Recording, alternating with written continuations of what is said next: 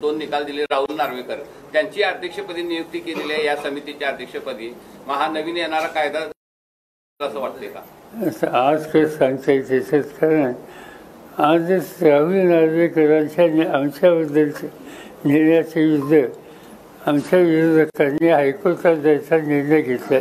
त्याची केस आज आहे आणि त्यामुळे आज मी काही त्याचं भाषण एकत्रितपणाची संघर्ष यात्रा पद्धतीची असेल यापुढे.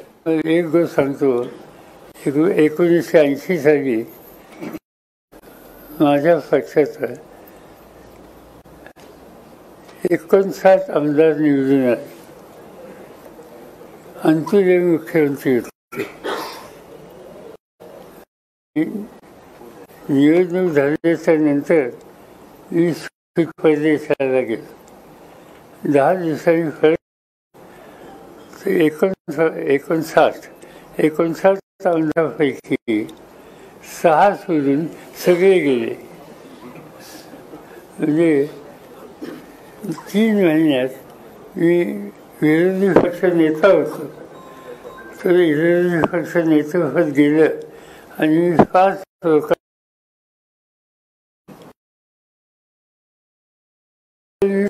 काम केलं. आणि त्यानंतर जी निवडणूक 5 वर्ष झाली त्या गेले होते त्यातले 95% आमदार पराभूत झाले आणि आमचे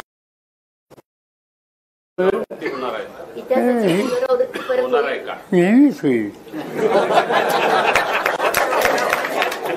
आपल्या वयाबद्दल बोललं जातं, वयाबद्दल भाषणामध्ये उल्लेख केला जातो. आगामी लोकसभेच्या पार्श्वभूमीवर पवार साहेबांचा महाराष्ट्रातला दौरा कसा असणार तुम्ही सगळं प्लॅनिंग केलं असेल, कारण पवार साहेबांचा दावा सर्वांनाच माहिती. असं आहे की त्यांची आणि त्याच्या जावेची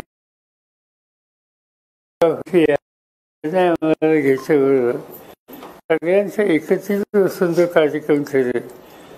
तर कार्यक्रमाप्रमाणे दौरी होती आणि माझा प्रयत्न हा आहे की देशात राज्याच्या सगळ्या भागात शक्य ते चक्कर टाकायची. परवा अमित शहानी भाषणात टीका केली की सोनिया गांधींना त्यांच्या मुलाला पीएम बनवायचं आहे, शरद पवार साहेबांना त्यांच्या मुलीला पीएम बनवायचं आहे.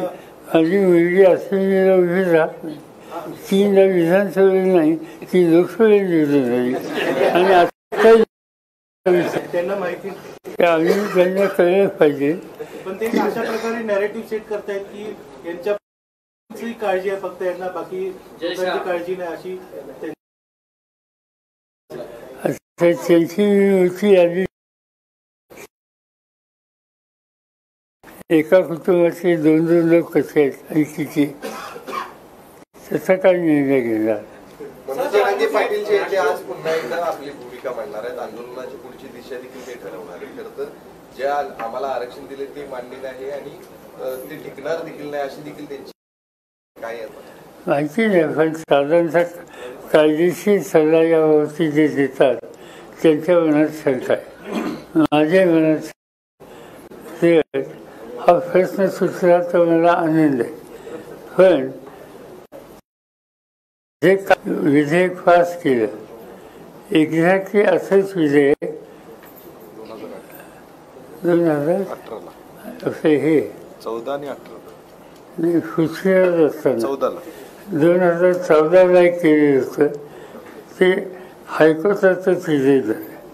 त्यानंतर देवेंद्र फडणवीस आल्यामुळे हाच मांडलं ते हायकोर्टात मंजूर झालं, सुप्रीम कोर्टात नामंजूर झालं आणि आज एक्झॅक्टली तेच बिल या ठिकाणी काल पास केले. आता या सगळ्या मंडळींनी विरोध केला नाही.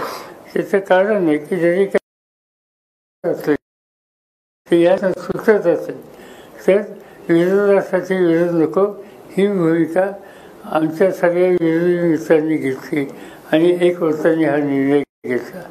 पण कदाचित तुम्ही बघत असाल की घटनेचे जाणकार आहे. त्यांचंही स्टेटमेंट काल होतं की हे तिकडं काय होतं.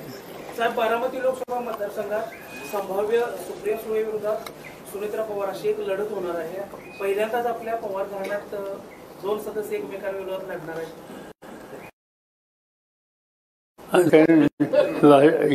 विरोधक आहेत त्यांनी उमेदवाराचं नाव डिक्लेअर केलेलं नाही.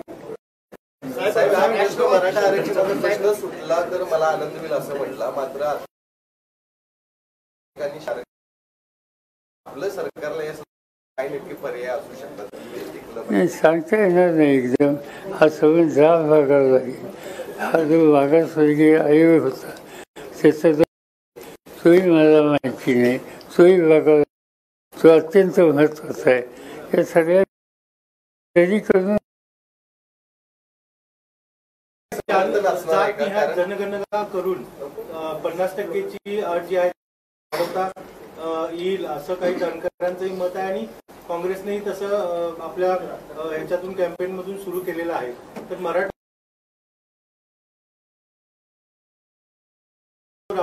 ही आम्हाला लोकांची मागणी, त्याच्यात काही दोन मतं नाही. एक घटक पक्षांची त्याच्यामध्ये वेगळी मत आहे.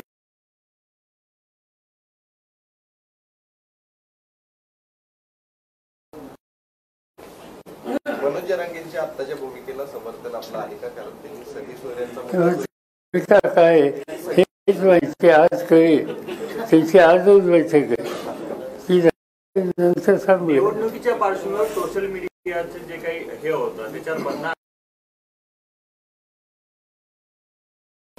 निवडणुकांना सोडलं होतं रिकामं. आता त्याच्यामध्ये बंदी आणण्याचा प्रयत्न केला जातो असं दिसतं.